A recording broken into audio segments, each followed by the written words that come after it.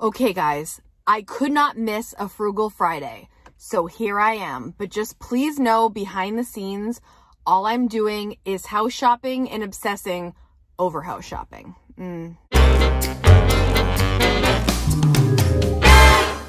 Happy Frugal Friday, friends. I hope you've got a warm cup of coffee ready that you're drinking and you're going to enjoy this morning as we talk about how to waste less food.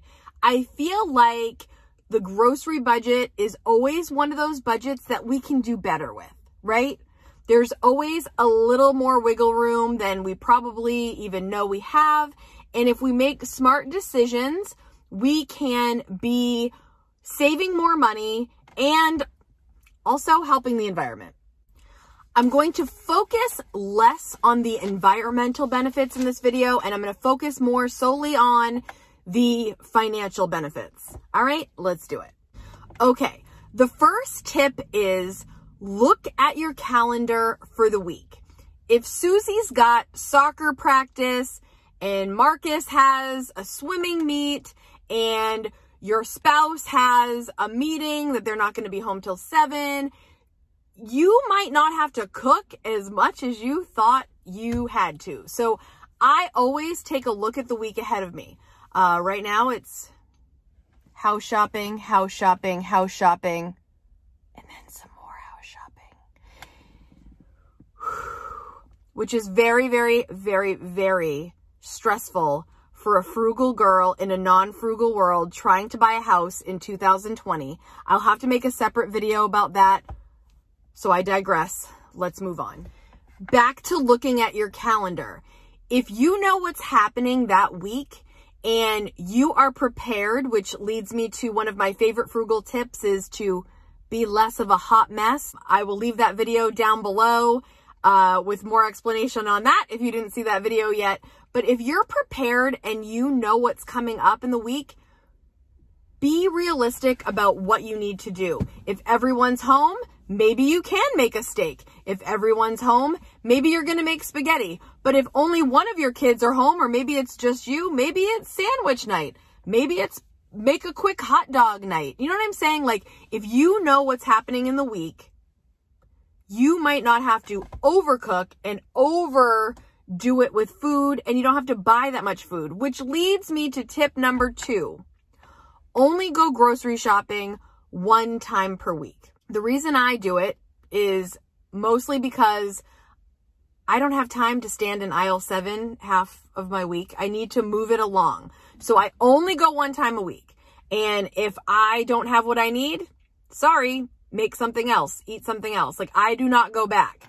And if, like, all of a sudden, like, I went grocery shopping, let's say on Monday, and Tuesday, Kaden's like, hey, I really want some pink lemonade. I say, oh, that's a great idea. Remind me next time I go. I'm not running out for lemonade. I'm not running out for anything, because the more often I go in that grocery store, guess what's happening? I'm spending more money. I'm spending more gas to get there, and I'm wasting my time. If you plan it out and you know what you're going in for, you should be able to get everything you need in one shopping trip per week. That's my understanding. That's my belief. And that is how I roll. Tip number 3, meal plan-ish, if you will. I think if I had a bigger family, I would definitely meal plan. I think it's very smart. I think it's very strategic. However, it's just me and Kaden. Sometimes, you know, people come up with cute things like Taco Tuesday and Sandwich Sunday. What if I don't want to have Taco Tuesday on Tuesday?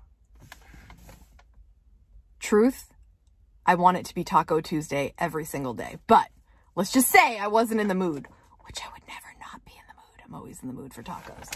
But I don't always want to stick with the plan, because that's not necessarily what I want to eat that day. If it were a big family affair, guess what? You're getting tacos, you're getting spaghetti, you're getting burgers that night, because that's a lot to organize. But when it's just me and Kaden, our alternate meal plan is we have a couple things that we could choose from. So I'll say, hey, Kaden, tonight, do you want burgers or a grilled cheese? And he'll say this. Or Kaden, do you want breakfast for dinner? That's another one we really love. Or do you want whatever? And he'll pick one. And so I always have like a couple options. It's not just like it has to be this on this certain day. Have like meal plan-ish. You know what I'm saying? I think meal plans are really smart, but if you have a bigger family, that might be even a more important move. But for me, meal plan-ish. Have a couple options to choose from and just give your kid 2 options. That helps too. Tip number 4, find ways to repurpose the food that you made the night before. So say you make like ground beef for Taco Tuesday. Gosh, I'm talking a lot about tacos. Anyway, say you make the taco meat and then you make a little extra. The next night you could make quesadillas, or you could make enchiladas with that stuff and add stuff. And you know what I'm saying? Like repurpose parts of your food and turn it into something else so you're not wasting anything. Keep all the leftovers, keep all the scraps, and make something delicious out of it. Tip number 5, use up everything. I mean everything. Look through your pantry, look through your freezer, look through your refrigerator. Use up the canned tuna. Use up the soups that you have there that you know, are in case of, you know, emergency, but you don't really want. Use it up. I swear, like, if you use up everything, it'll make so many more meals. You might be like, I have nothing in the house. Do you really have nothing in the house? Or is it just you're not in the mood for that? Use up everything. And if you don't necessarily like the way it is, try to like add some sour cream, add some cheese, like doctor it up a little bit, make it delicious, and use all the food. Don't waste the food. Number 6. Now this one is very important, and I hope you're listening. Are you listening? Don't get to the point of hangry. Do you know what I'm saying? If you spread out your food a little bit and you don't get to the point of hangry, I make this mistake all the time. All the time. I'm not really a snacker. I'm more of like a let's eat. And then I wait until I'm ravenous and mad and then I overeat. And that's a problem. So don't get to the point of hangry, because if you get to the point of hangry, your canned tuna looks like, not doing it. I need the Olive Garden. You know what I'm saying?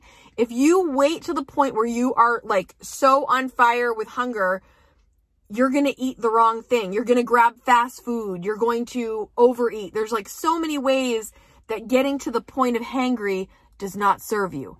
Don't get hangry. Be prepared.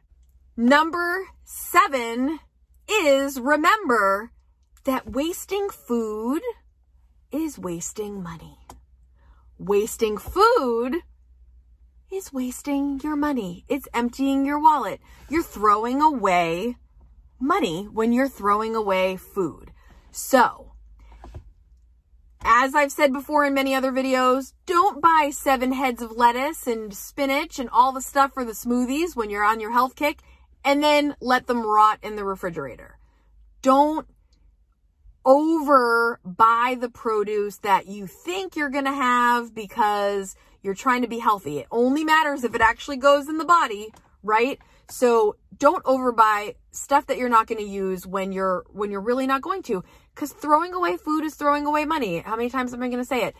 It will save you so much money if you just don't do that. All right. This is a bonus tip. This has nothing to do with all the other stuff, but I saw this thing online today on how to make your bananas last longer. I did not know this. This is a bonus tip.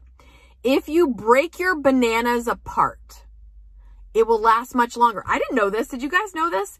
If they stay in the bunch, if you keep them in the bunch, they'll last 5 to 7 days.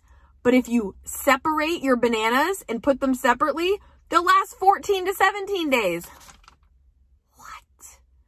I did not know that. And they said if you insist on keeping them bunch, wrap some foil around the stems and it'll keep it longer. So that's just a random bonus tip. I love learning random stuff like that. I hope that was helpful.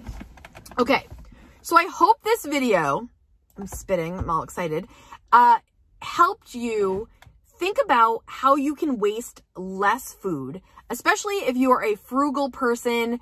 I hope these tips just help foster that idea of not wasting. And if you're not a frugal person, maybe this is just some tips that can help you save some money on groceries so you can have more in your budget to spend it on stuff that you actually want to spend it on.